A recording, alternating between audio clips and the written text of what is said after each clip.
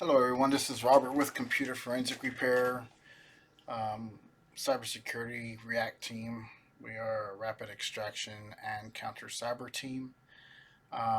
In this scenario or in this training tutorial, we are going to explain to you about situations that are occurring with banking attacks, how the hackers and scammers are taking your identity, using it to yours and their advantages, and what can you do to keep it from happening. In this training tutorial, this is a live case. This is an actual real case from a consumer who has a bank account with Discover. Their account and their identity was compromised through the network servers of Discover. We know for sure that their networks have been compromised by multiple ways of checking. The consumer has contacted their bank Discover regarding an incident from a hacker who posed as a Discover customer service representative.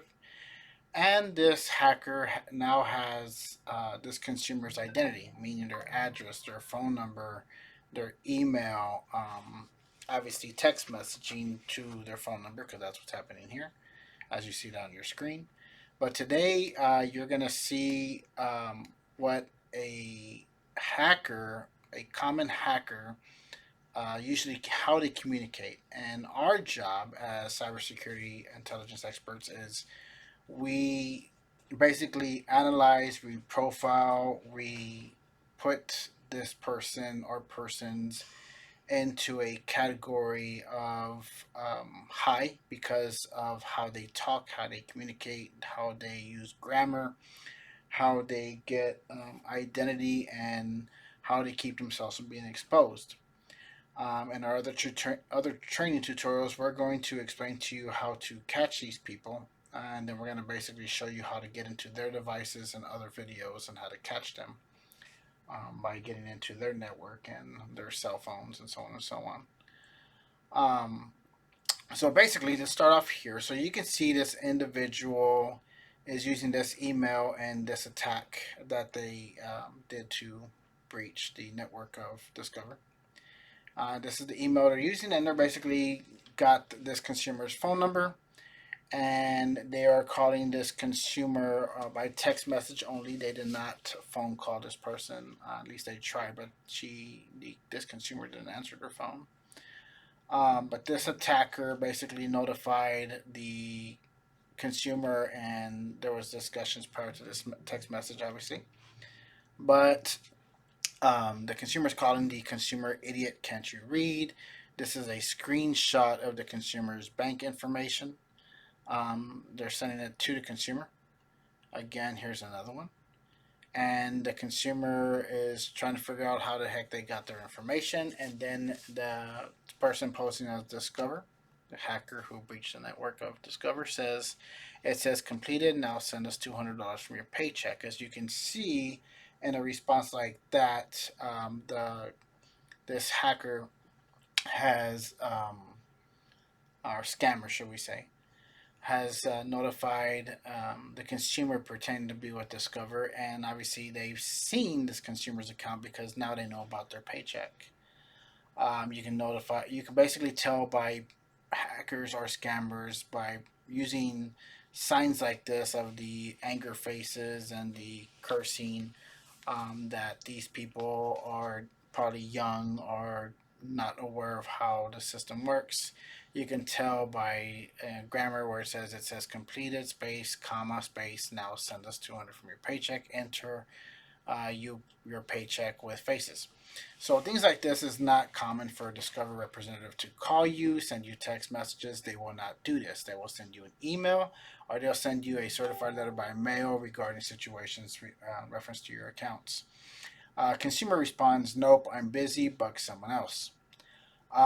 In continuance, they still communicate with this consumer at 11:35 at night. Again, to the consumer's cell phone using the same email address. They respond to the consumer saying, "I'll just come to your address and take whatever I could." And yes, I am up. So basically, again, grammar, take whatever I could take from Discover to, and you would be in huge debts. Again, focusing on grammar. Consumer response, you don't listen, you're so effing stupid. And then the person posing as the Discover customer service representative says, we kill for money. Um, and then it says, and I just got interested in you.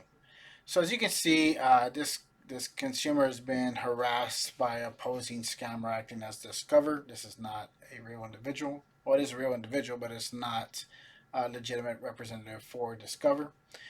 This person was located north of Nigeria from a building that they're using for a network. Uh, in our next training tutorial, we'll explain to you what he looks like and how he did it. At least have a general idea how he did it and how he possibly was able to breach the, um, the network servers of Discover. Unfortunately, this the majority of these cases that we see, the majority of these attackers are either from Saudi, Pakistan, Iran, Iraq, Nigeria, Africa, Indonesia, um, and Taiwan. Some are from China, Bangladesh. So we notice that these hackers are the same people who are attacking Google, threatening people's businesses through Google, threatening people's identities, breaking into network servers throughout the United States, and trying to um, threaten consumers. They mostly target people who have very little money in their accounts or elderly who are 60 and 65 and above. So this is a common thing that we see. Common case files build up pretty quickly, but catching the individuals, we release that information to the consumer. The consumer then notifies the agency or company, and then the company can do whatever they want as they wish. This consumer has notified the police department, tried to make a report. The police department told the consumer there's not very much they can do because there's not enough evidence to support this kind of case. A bunch of ridiculous answers. She's notified the federal government. Federal government will not take the case because it has to start with the bank first. So that's basically what we do and how the process works throughout law enforcement and so on and so on. The only thing is, the police department did give the consumer an information report because of the breach of identity. In case identity theft does happen all the time, so in this kind of situation, this is basically where it starts. Um, in continuing, you will see this email name there. There's several phone numbers that they use. These are common phone numbers that we see throughout the attacks, and they basically threaten a lot of people, and a lot of people will comply by getting green dot Visa cards, or they'll buy transfer Western Union. They'll breach or send a signal to your email. You would then click on that email that will take over your computer, and then these people will ask you to call them on a cell phone, and then they'll pose as somebody else. In this situation, this guy tried doing the same thing. This individual is roughly around early 30s, black male from Nigeria, and he used to work in a building with multiple other people to pull off scams just like this.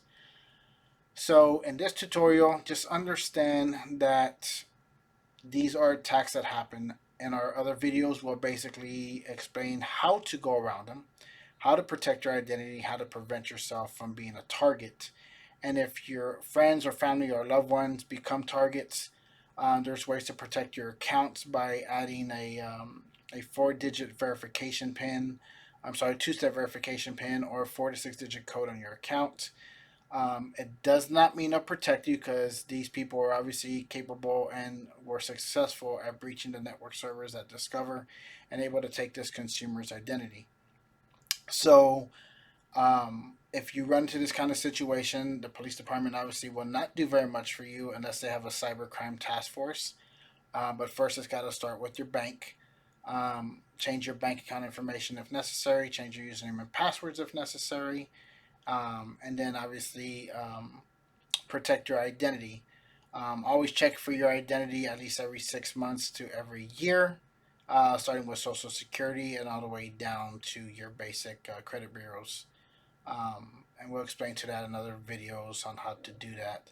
This is just one out of many attacks that have happened. The FBI just issued an alert regarding another attack that's happened from ransomware and attacks that are coming. Um, For future reference, make sure that your scam calls, for example, this person has been blocked on this screen you see here, but this person is now using other phone numbers and emails. But most of the time, we see about 13 cases that we've seen has been with this common email here. Until then, people, if you have any questions, notify us by subscribing to our YouTube channel. Comment on this YouTube and how you think you would have helped yourself better or help others better. Our YouTube channel is an awareness channel, basically designed to help each other, to learn from each other, and to find better ways to keep our identity and our freedom safe.